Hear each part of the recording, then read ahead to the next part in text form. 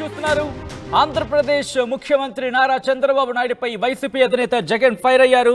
చంద్రబాబు ఇక దాడులు ఆపండి అంటూ కూడా ఆయన చెప్పుకొచ్చారు.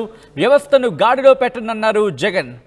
పులివెందులలో ఇలాంటి సంప్రదాయం మునిపెన్నడూ లేదు అంటూ కూడా ఆయన చెప్పుకొచ్చారు. గతంలో ఎన్నికల తర్వాత అందరూ కలిసి ఉండే పరిస్థితి ఉండేది. కూటమి అధికారంలోకి వచ్చాక చెడు సంప్రదాయానికి తెరలేపారంటూ కూడా ఆయన చెప్పుకొచ్చారు. భయాందోళన వాతావరణం సృష్టిస్తున్నారంటూ కూడా జగన్ చెప్పారు. ఇక ప్రజలకు ఇచ్చిన హామీలను నెరవేర్చండి అన్నారు ఆయన. అలాగే టీడీపీ నేతల దాడిలో గాయపడి రిమ్స్లో చికిత్స పొందుతున్న వైసీపీ నేత అజయ్ రెడ్డికి జగన్ అజయ్ రెడ్డిని పరామర్శించారు ఆయన. ఇంతవరకు విద్యార్థులకు స్కూల్ బ్యాగ్స్ అందించలేదు అంటూ కూడా ఈ సందర్భంగా చెప్పుకొచ్చారు ఆంధ్రప్రదేశ్ మాజీ ముఖ్యమంత్రి జగన్.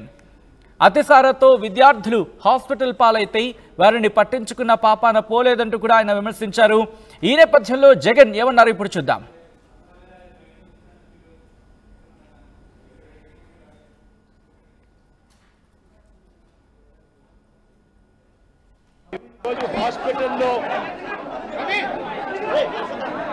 ఈరోజు ఇక్కడ హాస్పిటల్లో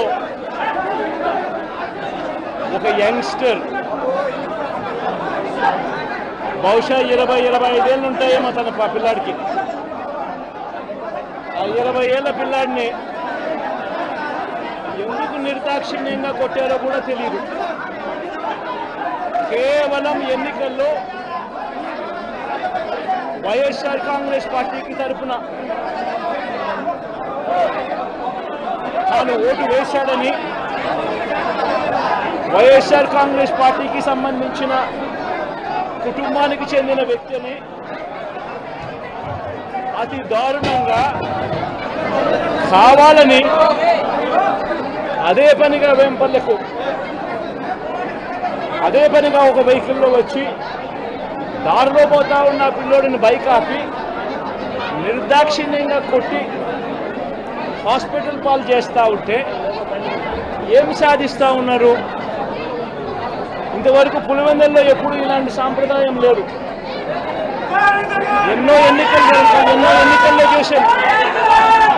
ఎప్పుడు పులివెందుల్లో ఇలాంటి సాంప్రదాయం లేదు. ఎన్నికలు అయిపోయిన తర్వాత ఓటు వేయని వారిని కొట్టే కార్యక్రమం ఎప్పుడు జరగల. రాష్ట్ర వ్యాప్తంగా కూడా ఒక భయాందోళన వాతావరణం క్రియేట్ చేయడం కోసం అని రాష్ట్ర వ్యాప్తంగా ఇదే చేయిస్తూ ఉన్నారు దగ్గరుండి. ఏం సాధిస్తారు దీనివల్ల? మీరు వేసే ఈ బీజం చేసే ఈ చెడు సాంప్రదాయం రేపొద్దున మళ్ళీ తెలుగుదేశం పార్టీ కార్యకర్తలకి చుట్టుకుంటుంది. చంద్రబాబు నాయుడు అనుకుంటా ఉన్నాడు తానేదో ఈ మాదిరిగా చేసి భయాందోళన క్రియేట్ చేసి వైఎస్ఆర్ కాంగ్రెస్ పార్టీకి ఓటు వేసిన వారిని కొట్టడం వల్ల ఒక తెలియని ఆనందం తనలో ఏదో పొందాలని చెప్పి అనుకుంటా ఉన్నాడు. రాష్ట్ర వ్యాప్తంగా ఒక భయాన్ని క్రియేట్ చేయాలని ప్రయత్నం చేస్తూ ఉన్నాడు. కానీ నేను చంద్రబాబు నాయుడు గారికి మరొక్కసారి కూడా చెప్తా ఉన్నా, ఒక చెడు సాంప్రదాయానికి నాంది పలుకుతూ ఉన్నారు. దయచేసి ఆపండి. ఆపకపోతే మాత్రం ఎల్లకాలం మీరే అధికారంలో ఉండరు. అధికారం మారిన రోజున ప్రజలు చంద్రబాబు నాయుడు గారు చేస్తూ ఉన్న ఈ అన్యాయాలను చూసి శిశుపాలని పాపాలు పండినట్టుగా ఆ పాపాలు చాలా వేగంగా పండుతూ ఉన్నాయి. అధికారం మారిన రోజున తాను చేస్తూ ఉన్న ఈ చెడు సాంప్రదాయం తనకే చుట్టుకుంటుంది. ఈరోజు దెబ్బలు తగిలినా దెబ్బలు తిన్నా ప్రతి ఒక్కరూ కూడా రేపొద్దున ఇదే మళ్ళీ అటువైపున చేసేదానికి మీరంతటి మీరే బీజం వేస్తూ ఉన్నారు. ఇది సరైన పద్ధతి కాదు. నాయకులుగా ఉన్న మనలాంటి వాళ్ళం ఇలాంటివి ప్రోత్సహించాల్సిన పని ఎప్పుడు రాకూడదు, జరగకూడదు. దయచేసి చంద్రబాబు నాయుడు గారికి ఇప్పటికైనా చెప్తా ఉన్నా, చంద్రబాబు నాయుడు గారిని హెచ్చరిస్తూ ఉన్నాను, మరొక్కసారి మళ్ళీ హెచ్చరిస్తూ ఉన్నాను. ఇది కరెక్ట్ సాంప్రదాయం కాదు, దయచేసి దీన్ని ఆపమని చెప్పి. నిజంగానే మీరు కూడా వెళ్ళి ఒకసారి చూడండి. ఒకసారి ఏం పాపం చేశాడు నా పిల్లోని, ఎందుకు కొట్టారు, ఏం పాపం చేశాడని కొట్టారు.